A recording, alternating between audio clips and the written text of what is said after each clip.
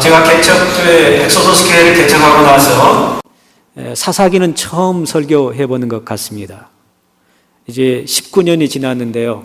처음으로 사사기를 설교할 기회를 갖게 된 것 같습니다. 사사기는 이렇게 시작됩니다. 1장 1절에 보면은 여호수아가 죽은 후에, 그리고 이스라엘의 첫 번째 왕인 사울이 왕으로 등극하기 전까지 340년의 역사를 사사기에 기록하고 있습니다.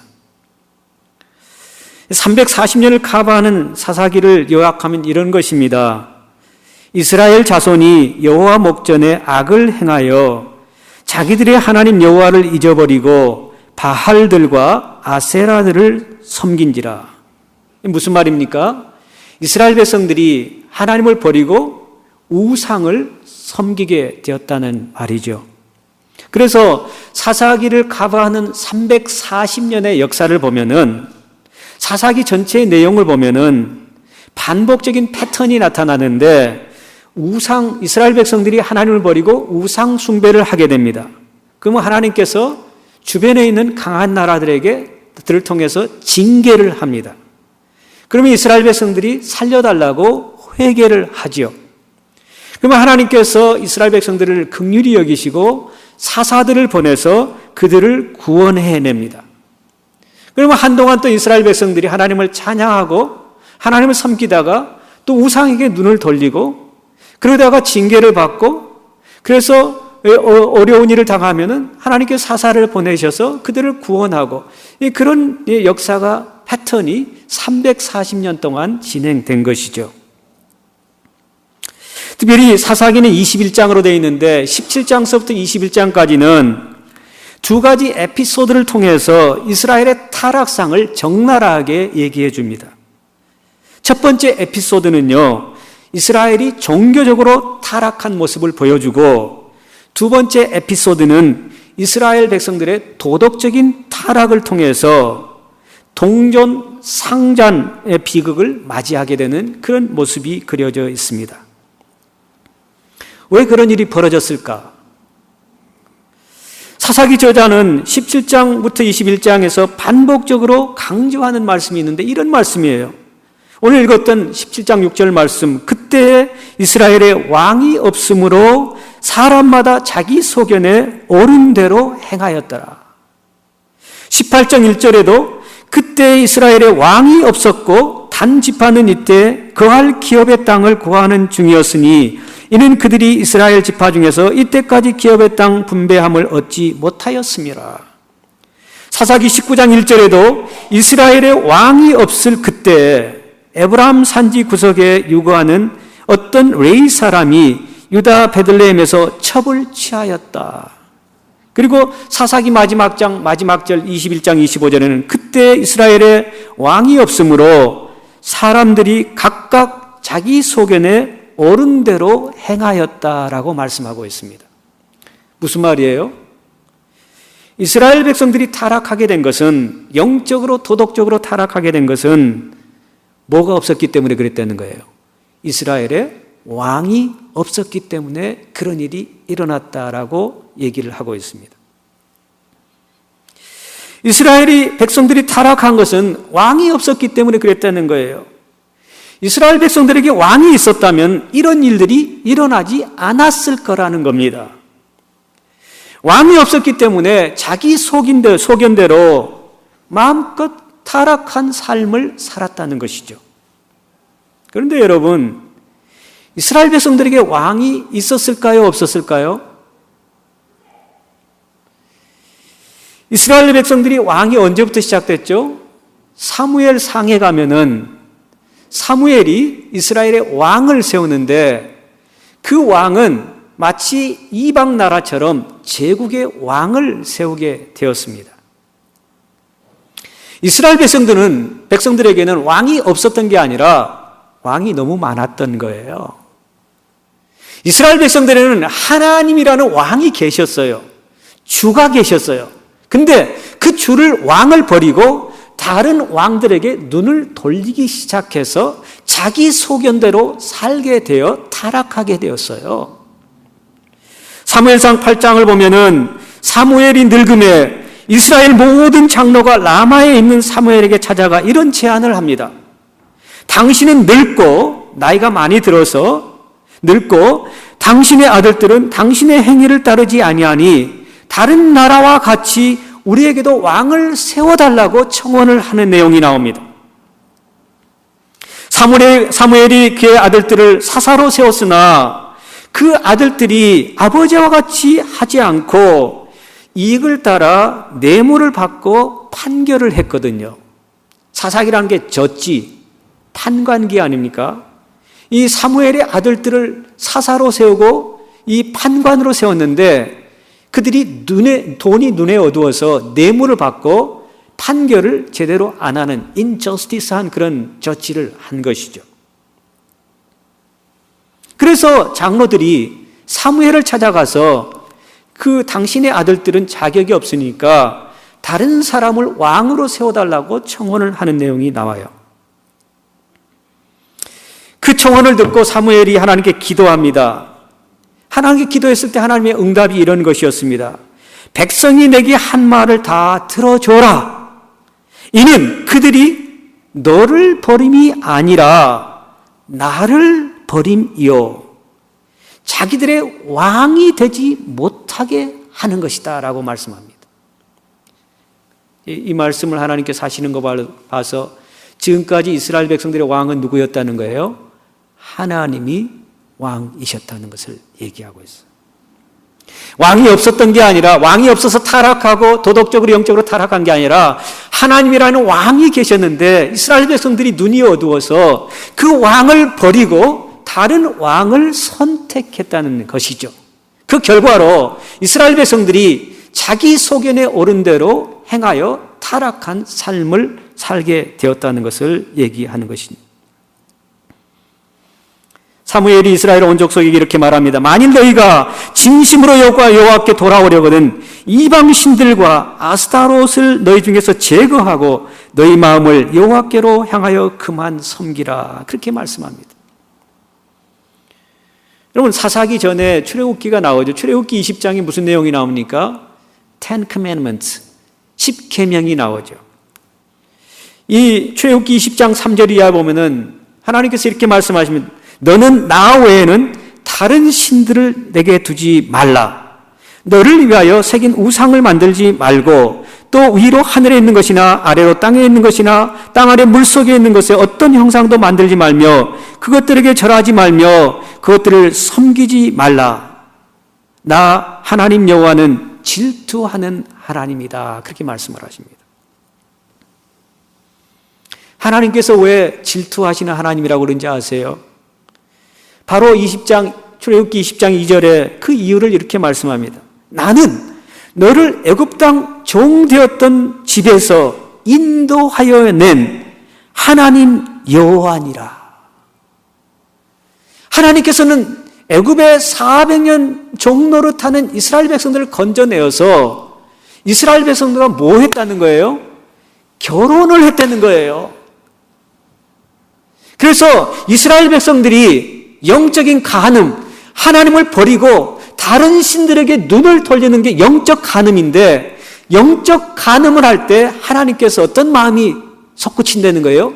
질투하는 마음이 생긴다는 거예요. 내가 어떤 사람을 전적으로 사랑하면은 그 사람이 99%만 나를 사랑하면 되는 게 아니라 100% 사랑해야 되잖아요. 하나님과 이스라엘 백성들의 관계는 결혼한 관계예요. 그래서 예수님이 우리는 주님의 거룩한 신부라고 성경에서 얘기하지 않습니까? 그리고 남편과 아내에 대한 에베소서 말씀할 때 교회와 그리스도의 관계를 설명하고 있다고 얘기하지 않습니까? 하나님께서 이스라엘 백성들에게 너는 내 앞에 다른 신을 두지 말라 했을 때는 뭘 전제로 그런 말씀하신 거죠? 다른 신들이 있다는 것을 전제로 그런 말씀을 하신 거예요. 너희들이 가나안 땅에 들어가면은 다른 신들이 있는데 너희들이 나를 버리고 다른 신들을 섬길까 봐 나 외에는 다른 신을 섬기지 말라고 미리 경고를 출애굽기 20장에서 해 주셨던 것이죠. 구약시대나 지금이나 많은 신들이 있습니다. 진짜인지는 모르겠지만은 일본에는 800만의 신이 있다고 하고요. 인도에는 2억의 신이 있다고 합니다. 우리 현대를 살아가는 우리들에게도 신이 있을까요, 없을까요? 신이 많아요. 우상이 얼마나 많은지 몰라요. 내가 너를 애굽에서 인도해냈지 않느냐? 그러므로 너와 나와의 관계는 사랑으로 맺어진 관계야. 그런데 너희들이 가나안 땅에 들어가게 되면 다른 신들에게 눈을 돌리게 될 가능성이 있는데, 그때 너희들이 이 말씀을 명심하고 First Commandment, Second Commandment, Third Commandment 그런 것들을 마음속에 새기고 다른 데 눈을 돌리지 말라, 그 얘기를 해 주셨던 것입니다. 제1계명과 2계명은 하나님의 은혜를 입은 이스라엘 백성들 사이에 다른 신이 끼어들지 못하게 하라는 경고의 말씀이셨습니다. 그런데 이스라엘 백성들이 하나님의 은혜로 가나안 땅에 들어가면서부터 위기를 맞이하게 됩니다. 이스라엘 백성들이 출애굽을 하고 광야로 들어갔잖아요. 광야에서 한 38년 6개월 동안 하나님의 은혜로 굶어 죽는 사람도 없었고 생명을 다 부지했어요. 그러다가 드디어 하나님의 은혜로 가나안 땅을 정복하게 되었어요. 광야와 가나안 땅은 완전히 다른 환경이잖아요. 이스라엘 백성들은 원래 아브라함 이후로부터 유목민 생활을 했잖아요. 그런데 가나안 땅은 정착민들이 살고 있는 그런 땅이에요. 가나안 땅에는 농사를 짓는 정착민들이 살고 있는 그런 땅이에요. 이스라엘 백성들도 가나안 땅에 들어가서 아마 농사를 짓게 되었을 것입니다. 그 유목민들이 정착한 그 땅에서 농사를 짓게 되니까 그 가나안 족속들이 섬겼던 신들을 눈을 돌리게 된 거예요. 그래서 이스라엘 백성들이 가나안 땅에 들어가서 그들의 생활 패턴이 바뀌게 되었어요. 전에는 광야에서는 하나님만 바라보고 살았던 백성들이 가나안 땅에 정착하면서 다른 신들에게 눈을 돌리게 되었다는 것입니다. 여러분, 농사를 잘 지으려면은, 농사를 짓고 풍년을 예상하려면은 뭐가 필요합니까, 여러분? 비가 내려야 되죠, 비가. 적절한 시기에 비가 내려줘야 농사하는 사람들이 땀 흘려 지은 그 농사가 farming이 successful하게 프루트를 맺게 되잖아요. 농사를 할 수 있도록 비를 내어주는 신이 필요했던 거예요. 근데 가나안 족속들은 그 신이 바알 신이라고 믿고 있었어요. 바알 신이 우리에게 적절한 때 비를 내려주셔서 농사를 잘 짓고 이렇게 풍요로운 삶을 살게 해줬다고 믿었어요. 그리고 그 바알 신이 가축과 자녀들에게 다산을 가져다주는 축복을 준다고 믿었어요. 그래서 이스라엘 백성들도 가나안 땅에 정착하면서 농사를 짓다 보니까 그 바알 신이 현실적으로 더 자기들에게 정말 좋은 신이라고 그들의 마음이 바뀌어 버린 것이죠. 가나안 사람들은 바알 신이 때를 따라 비를 내려주고 가축과 자녀를 많이 낳을 수 있도록 도와줘 노동력을 제공해서 풍요로운 삶을 살게 해준 신으로 믿었는데, 이스라엘 백성들도 가나안 땅에 들어가 정착 생활을 하다 보니까 하나님보다는 바알 신이 훨씬 현실적으로 자기들에게 필요한 신으로 믿게 되었던 것이죠.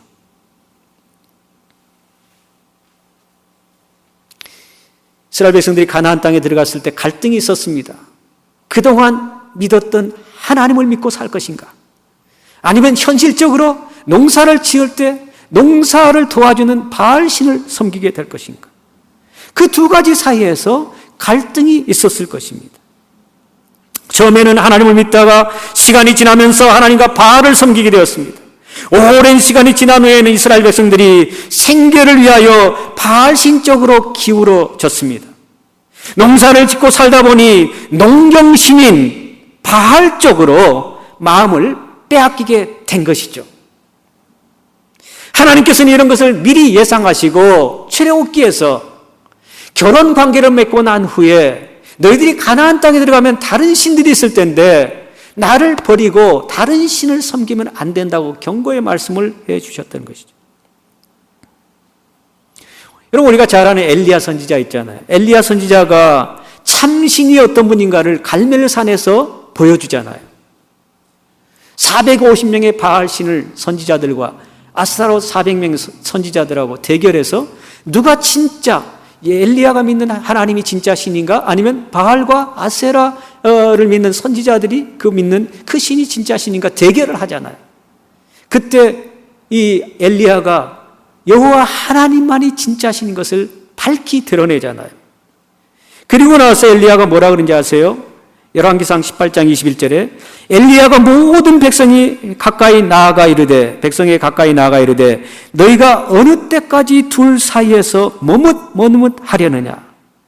여호와가 만일 하나님이면 그를 따르고 바알이 만일 하나님이면 바알을 따르라. 너희들이 언제까지 양다리를 걸치겠느냐라고 얘기를 합니다. How long will you hesitate between two options? If the Lord is God, follow Him. But if Baal is God, follow Baal. 그 얘기를 했을 때 백성들이 한마디도 못하죠. 여러분, 우리도 신앙생활하면서 하나님과 다른 많은 신들 사이에서 우리가 신앙생활하는데 하나님께서 우리에게 들려주신 음성은 나 외에는 다른 신이 없나니 너희들이 나 믿고 따라와. 다른 신에게 눈을 돌리는 순간 하나님은 질투하시고, 또 이스라엘 백성들을 통해서 우리가 교훈을 얻었던 것처럼 그들이 타락해서 하나님의 징계를 받게 된다는 교훈을 말씀해 주십니다. 하나님께서 우리에게 오늘 묻습니다. 언제까지 둘 사이에 너희들이 머뭇거리겠느냐? 누가 참신인지 너희들이 참신을 믿고 따라오기를 바란다. 창조주이신 하나님 외에 모든 피조물은 우리의 신이 될 수 없습니다. 우리가 하나님보다 더 의지하는 것이 있다면 그게 아마 다른 신일 것입니다. 우리가 하나님보다 더 사랑하는 것이 있다면 그게 바로 현대판 바알 신이 될 수 있을 것입니다. 너희들이 언제까지 머뭇거리겠느냐?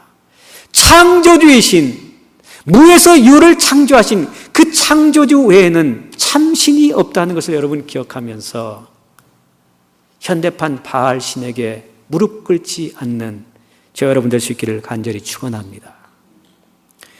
이스라엘 백성들이 왕이 없어서 타락한 것이 아닙니다.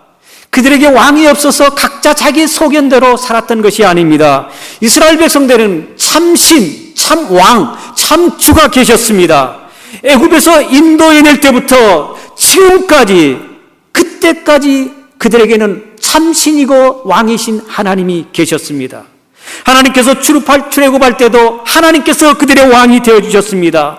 홍해를 만났을 때도 하나님께서 그들의 왕이 되어주셨습니다. 홍해를 건널 때도, 마른 땅처럼 건널 때도 하나님께서 그들의 왕이셨습니다. 광야를 지날 때도, 40여 년 가까이 광야에 살 때도 하나님께서 이스라엘 백성들의 왕이셨습니다. 가나안 땅을 정복할 때도 하나님이 그들의 왕이셨습니다. 우리에게도 우리의 왕은 하나님 한 분인 줄 믿으시기 바랍니다. 다른 어떤 피조물이 우리의 왕이 될 수 없습니다, 여러분. 참 하나님, 창조주 하나님, 우리를 죽도록 사랑하신 그 하나님만을 섬기겠다고 결단하는, 전을 떠나는 우리 모두 될 수 있기를 간절히 축원합니다. 기도하십시다.